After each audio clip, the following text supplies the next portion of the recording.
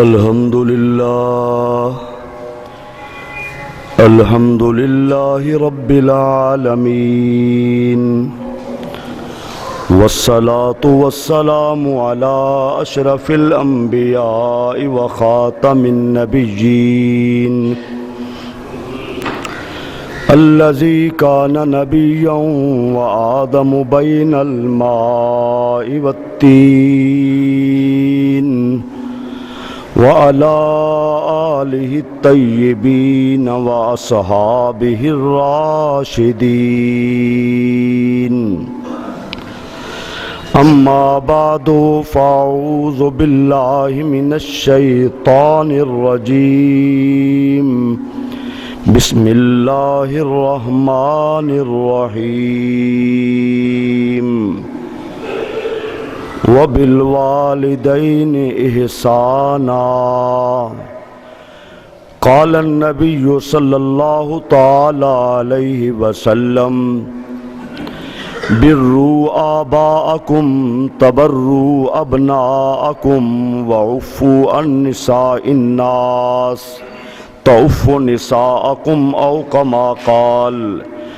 قال النبي صلى الله تعالى عليه وسلم: من أرضى والديه فقد أرضى خالقه، ومن أسخط والديه فقد أسخط خالقه، أو كما قال. رب اشرح لي صدري ويسر لي أمري واحلل عقدة من لساني يفقهوا قولي.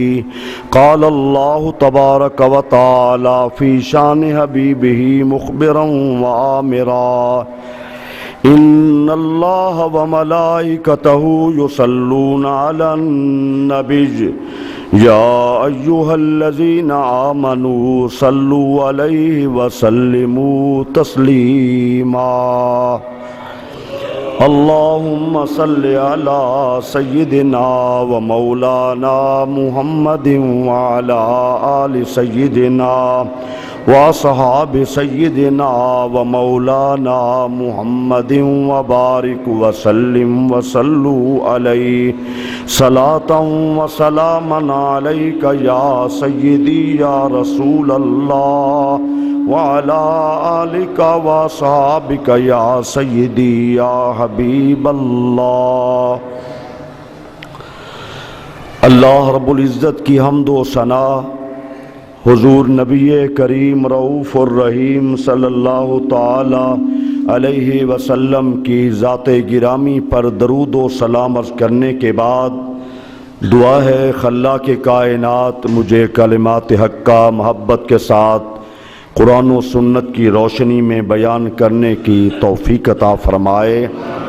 اللہ آپ سب کو سننے کی، سمجھنے کی، ہم سب کو اپنے والدین جو زندہ ہیں ان کا ادب و احترام کرنے کی، ان سے محبت کے ساتھ پیش آنے کی اللہ توفیق عطا فرمائے، اور جن کے والدین فوت ہو چکے ہیں ان کے لیے صدقات و خیرات اور ان کے لیے بخشش کی دعا اللہ ہم سب کو کرنے کی توفیق عطا فرمائے.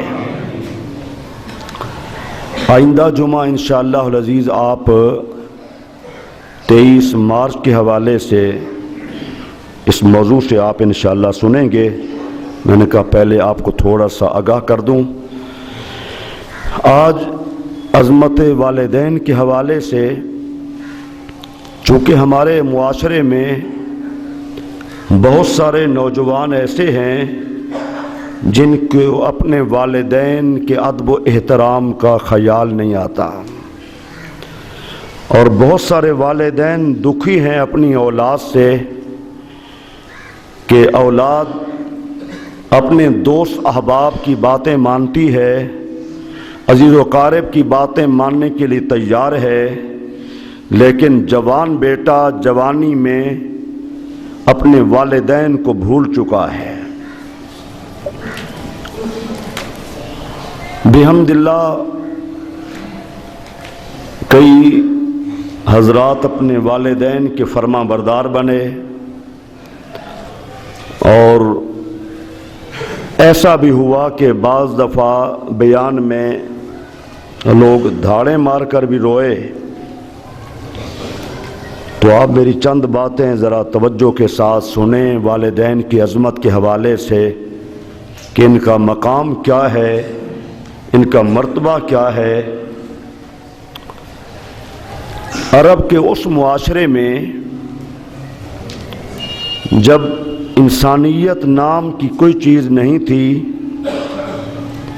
انسان بڑی گندی فطرت کا مالک تھا، گھٹیا سوچ کا مالک تھا، فتنہ فساد، لڑائی جھگڑا، ظلم و تشدد، گالی گلوچ، والدین کی نافرمانی، یہ ساری باتیں عرب کے معاشرے میں پائی جاتی تھیں، اور وہ اتنا گندے طبع کے مالک تھے کہ دن کو ننگے بدن لوگ بیت اللہ کا طواف کرتے اور معاذ اللہ رات کو ننگے بدن عورتیں طواف کرتی۔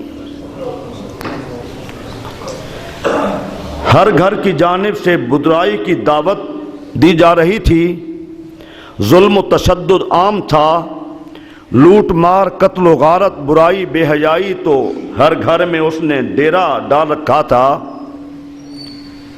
والدین کو لوگ گالی گلوچ دیتے، تماچے مارتے۔ بیٹا اپنی ماں کا مکہ مکرمہ کے قریب ایک بازار لگتا تھا، وہاں اپنی ماں کو بیچ کے آیا کرتا تھا، اور کبھی جائیداد میں حصہ بانٹتے تو ماں کو بھی ایسے بانٹنے کی صورت پیش آ جاتی۔ بڑا تھوڑا سا غور کریں ان جملوں پہ۔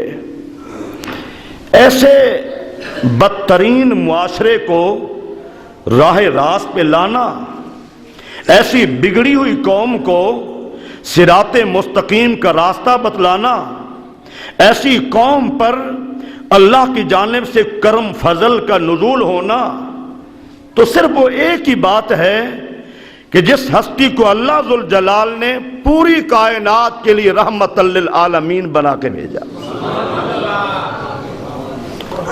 اور جس ہستی کو اللہ سبحانہ وتعالی نے وَلِكُلِّ قَوْمٍ ہاد، ہر نبی کو ہم نے ایک قوم کے لیے ہادی بنا کے بھیجا ہے، اور حضور کی ذات طیبہ ایسی ہیں جس طرح پوری انسانیت کے لیے رحمت بن کے آئے ہیں اور پوری کائنات کے انسانوں کے لیے ہادی بن کے آئے ہیں۔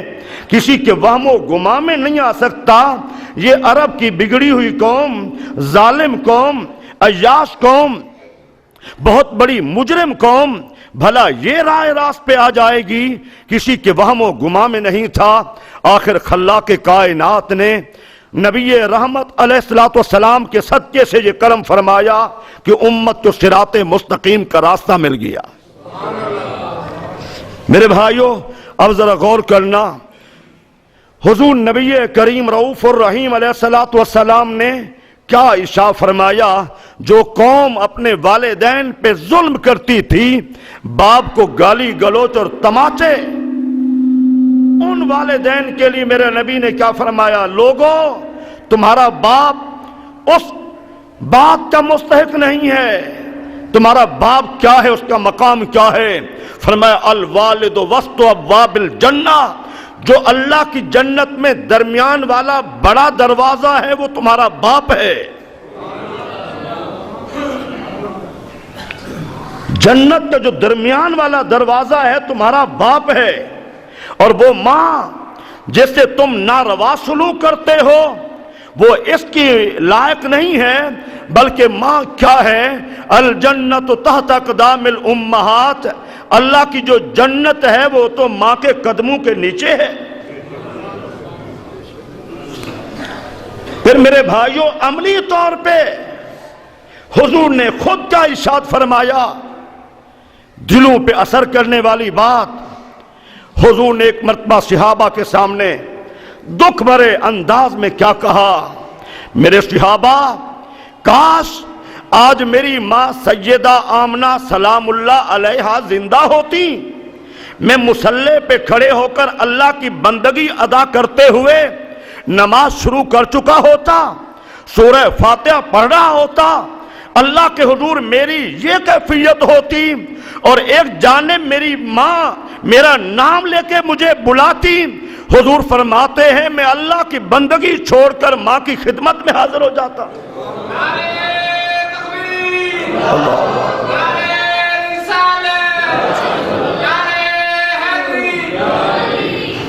میرے بھائیو ذرا غور کرو کتنا حضور نے بڑا دست دیا ہے۔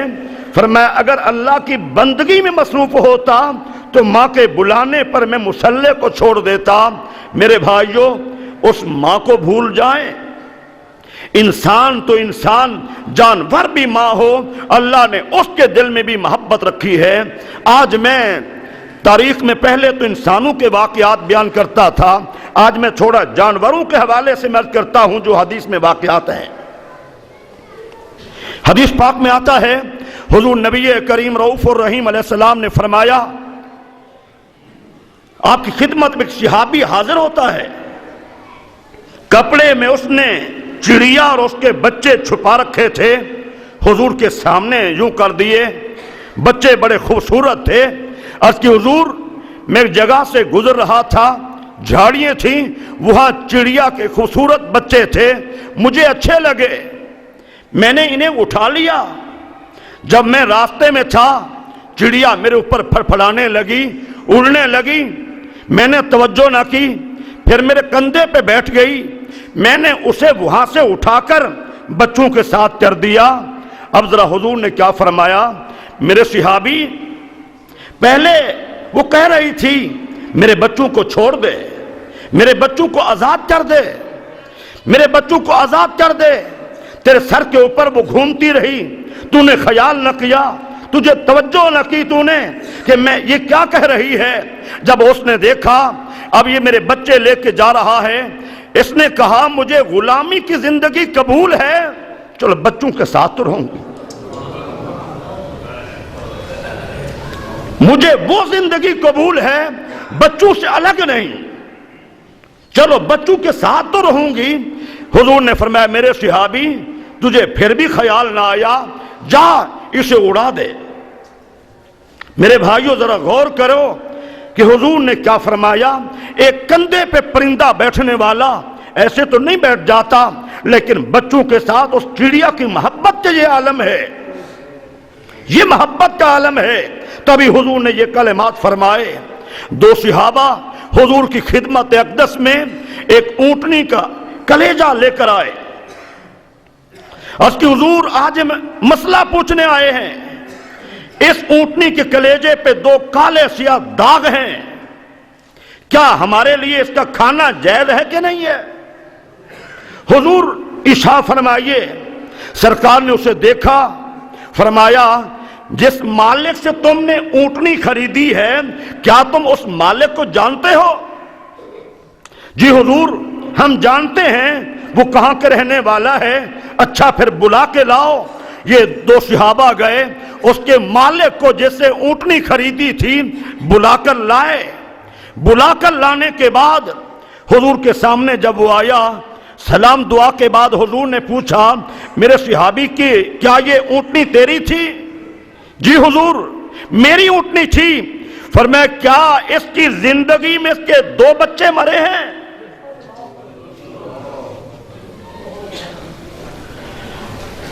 کیا اس کی زندگی میں اس کے دو بچے مرے ہیں؟ جی حضور اس کی زندگی میں دو بچے مرے ہیں۔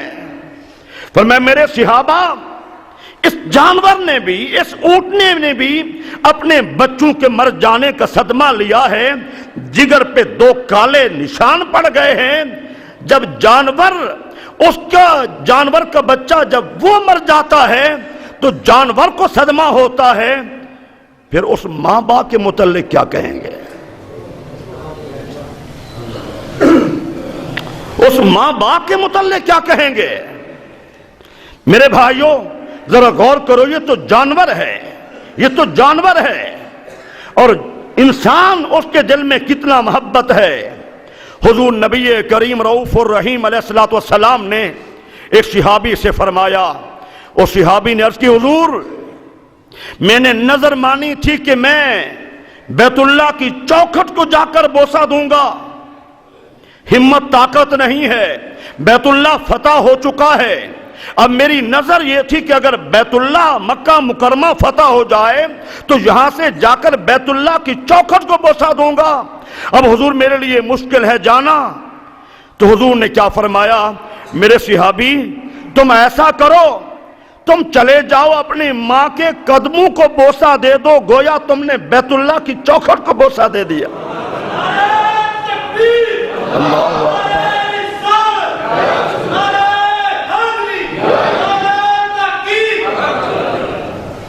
تم نے بیت اللہ کی چوکھٹ کو بوسہ دے دیا۔